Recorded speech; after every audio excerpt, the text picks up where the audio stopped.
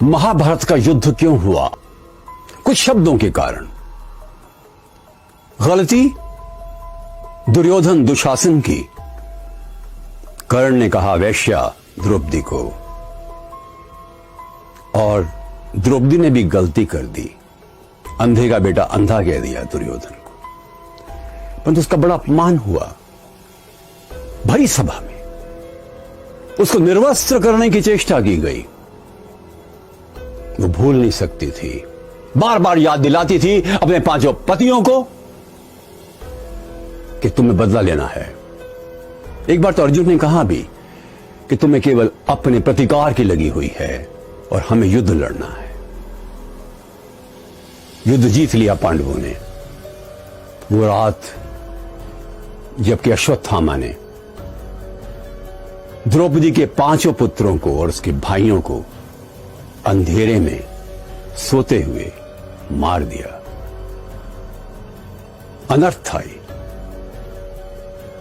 पकड़कर उसको लाया गया। कृष्ण का क्या सजा मिलनी है इसको बताओ द्रौपदी। अर्जुन भी थे, भीम भी थे, सब खड़े हुए थे। द्रौपदी को ख्याल आया कि अश्वत्थामा की मां कृपी अभी जिंदा है।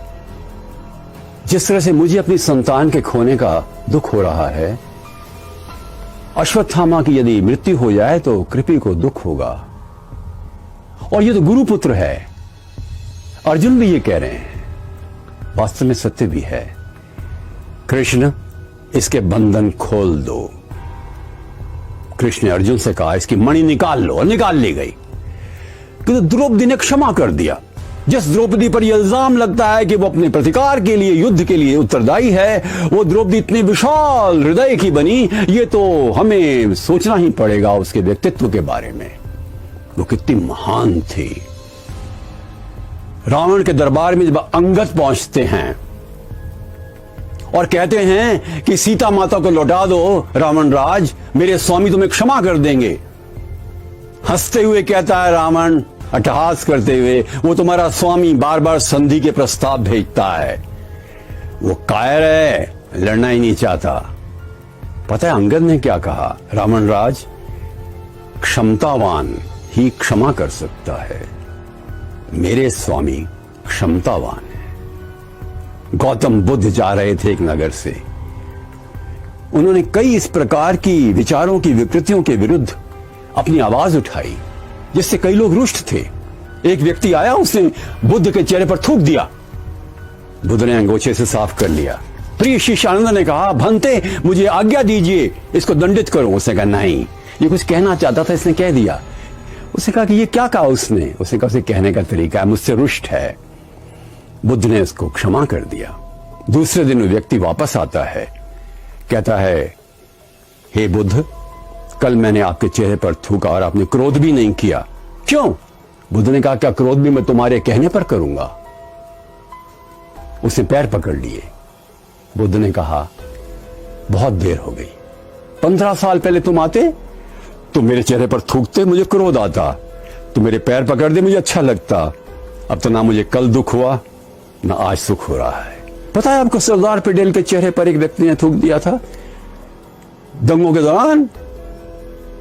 भारत का उप प्रधानमंत्री, गृह मंत्री, और सरदार पटेल ने अंगूठे से वो साफ कर लिया और बोले, चलो किसी ने तो गुस्सा थूका। प्रिय मित्रों, क्षमा करना बड़ा कठिन होता है।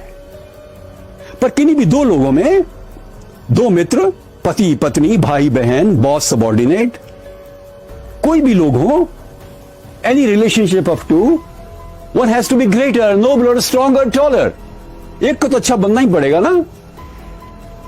जिसने सहना सीख लिया, उसने रहना सीख लिया, और केवल बड़े दिल के लोग ही क्षमा कर सकते हैं।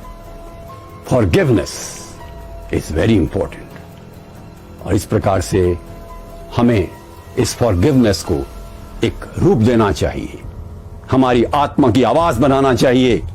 अमेरिका में जब मैं पढ़ा रहा था तो मैंने एक पुस्तक ली, फॉरगिव एंड फॉरगेट। वो पुस्तक मैंने फ्राइडे को ली थी और सैटरडे की मॉर्निंग तक पढ़ डाली, और मैं 2 दिन तक काफी परेशान रहा। उस किताब को पढ़ने के बाद, वो किताब गजब की थी। उसमें पहला चैप्टर है, अपने मित्रों को क्षमा करो, क्योंकि तुम्हारा साथ दिया उन्होंने, गलती कर दी तो क्या हुआ। अपने शत्रुओं को क्षमा करो, क्योंकि उनके कारण से तुमने स्वस्थ प्रतियोगिता करके अपने आप को आगे बढ़ाया है। वो तुमसे ईर्ष्या करते हैं। अपने बॉस को क्षमा करो, क्योंकि वो तनाव में रहता है। अपने सबॉर्डिनेट्स को क्षमा करो, अधीनस्थों को क्षमा करो, उतने तनाव में वो नहीं रहते। जिम्मेदारियां जो तुम्हारी हैं उसकी नहीं है। अपने कुलीग्स को क्षमा करो, क्योंकि हो सकता है ईर्ष्यावश वो तुमसे द्वेष करते हो। अपने भाई बहनों को क्षमा करो, उनके साथ तो प्यार की जिंदगी गुजारी है, जीवन साथी है वो। क्या हुआ अगर कभी कुछ कह दिया तो। पर अगले 3 अध्याय काफी कठिन थे पढ़ने में। अपने माता पिता को क्षमा करो, जिन्होंने प्यार दिया है, कई बार कटु भी हो सकते हैं। अपेक्षा और उपेक्षा दोनों का द्वंद्व चलता है। क्षमा करो उनके प्यार की खातिर। अगला अध्याय था, अपने आप को क्षमा करो। तुमने भी कई गलतियां की हुई हैं, क्या गलतियों का पूरा गट्ठर उठाकर चलते रहोगे? Forgive yourself, liberate yourself from the burden of guilt. पर आखिरी चैप्टर चुनौतीपूर्ण था। तुम्हें नाराजगी है भगवान से कि उसने तुम्हारे साथ अन्याय किया, तुम्हें अवसर नहीं दिए, तुम्हारे साथ ऐसा व्यवहार किया जो एक भक्त के लिए अच्छा नहीं था। उसे भी क्षमा कर दो। My God, me for giving my God, my mentor, my master, my inspirer. परंतु पुस्तक को पढ़ने के बाद लगता है कि शायद when we grow up, we really develop in ourselves a capacity to tolerate and forgive. ऐसा होना ही चाहिए। हम आगे बढ़ते हैं तो ऊंचे उठना चाहिए। सिर्फ ग्रोइंग ओल्ड नहीं, ग्रोइंग अप होना चाहिए। और उसका सबसे बड़ा प्रमाण है क्षमा की शक्ति। नमस्कार।